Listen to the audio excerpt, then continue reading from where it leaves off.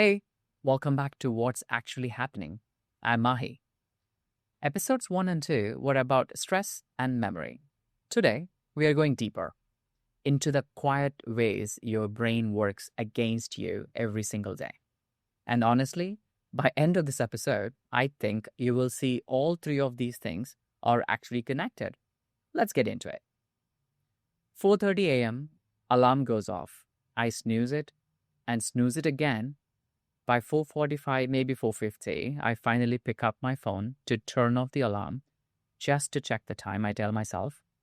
45 minutes later, YouTube Shorts, Instagram Reels, somehow a documentary about competitive hot dog eating. Gym, gone. Sound familiar? Good, because what's happening in your brain in that moment is fascinating. Short form videos give your brain fast, frequent bursts of dopamine, the chemical behind reward and motivation. Every swipe is a tiny hit. And when your brain gets used to those constant tiny rewards, it starts to crave them compulsively. But here's the part that blew my mind. The dopamine doesn't actually come from the video itself. It comes from the anticipation, the split second before the next video loads. That mystery box effect is the same mechanism casinos use to keep players at a slot machine. Except now the slot machine lives in your hand and adapts to your nervous system in real time. The infinite scroll design is completely intentional, giving you the ability to scroll endlessly with no cues to stop. And every notification, every ding, every visual alert triggers another dopamine response, pulling you back in. Over time, these cues become automatic, making disengagement feel surprisingly difficult. And here's where it gets really damaging. When dopamine floods your frontal lobe constantly, it actually clouds your decision making and creating the brain fog you feel after a long scroll session. You weren't just wasting time, you were chemically slowing your brain down. But here's the part that really stuck with me. I was talking to my friend Sandeep recently, and what he told me went way beyond just losing time. He would be doom scrolling for a long time, and he tried everything to stop, pausing apps, uninstalling them, setting limits, and he kept going back again and again. And here's what made him finally take it seriously. He noticed his instant reaction toward people, especially his wife and the people closest to him, had started to change. Because reels and shorts give you instant gratification, instant reaction, instant emotion. And he realized that pattern had started bleeding into his real relationships. He was reacting faster, shorter, and less patiently, and being less present around them. And one day, he just sat with it and thought, this isn't the person I want to be, especially not for my son. I want to be a better father than this. That hit me hard because the more stressed or emotionally activated you are, the more you crave that reward and satisfaction loop, which drives you to scroll even longer, trapping you in a cycle that can leave you feeling numb and disconnected. And that numbness doesn't stay in the app. It comes home with you. It shows up at the dinner table in how patient you are, in how present you are with the people who matter most. So what did Sandeep actually do? He didn't go cold turkey forever because that wasn't sustainable. Instead, he changed his approach. He adjusted his setting so his feed only shows close friends, people he actually knows and cares about, not random content designed to hijack his attention. And if he wants to check in, he gives himself a window, 2 to 5 minutes, maximum 15. Then he puts it down and moves on with his day. That's it. Not eliminating it completely, just putting boundaries around it so it doesn't quietly rewire who he is. For me, the fix has been similar but simpler. I put my phone in another room at night. No phone on the nightstand. No 4:30 a.m. snooze and scroll spiral. That one change broke the loop almost immediately. Now, here is the thing. Once I broke that scrolling habit in the morning, I actually thought I had this whole self-discipline thing figured out. Turns out, not so fast. Because there is another habit I've been failing at completely. And it's been bothering me a lot. I have a runner's knee. My doctor gave me a physical therapy routine, specific exercises to strengthen the muscles around my kneecap. Simple, 15 minutes a day. For weeks, I was consistent. It was working. My knee felt better. Then one day, I just skipped it. No big reason, just didn't do it. And I never went back. Now, my knee is aching again. And I'm sitting there thinking, Maahi, you found a job, you run a podcast, you cook, you work out, you go to a dance troupe. You can clearly do hard things. So why can't you do 15 minutes of PT? And here's where it connects back to the scrolling.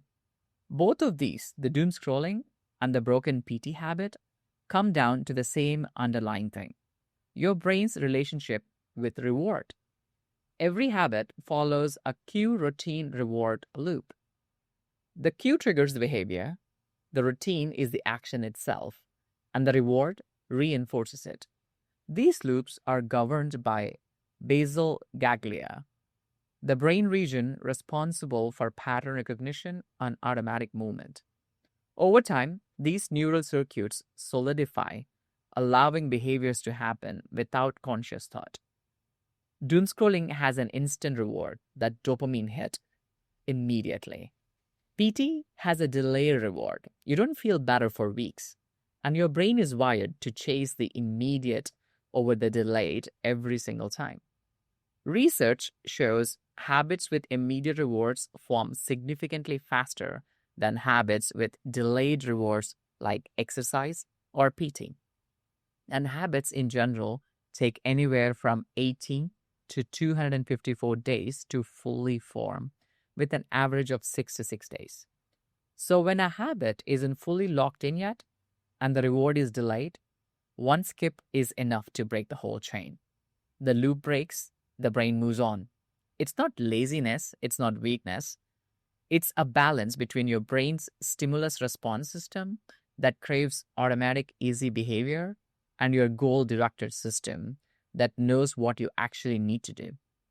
And when those two systems fall out of balance, you end up doing what feels automatic instead of what serves you. The fix? Pair PT with an immediate reward. I started doing my exercises while watching a show I actually enjoy. Suddenly, my brain has something to look forward to right now. And pairing a new habit with a reliable existing cue, like doing PT right after your workout, strengthens the neural connections faster, making it more automatic over time. And if you miss a day, research shows that occasionally skipping doesn't actually derail habit formation. Consistent repetition over time is what matters most. The skip isn't the problem.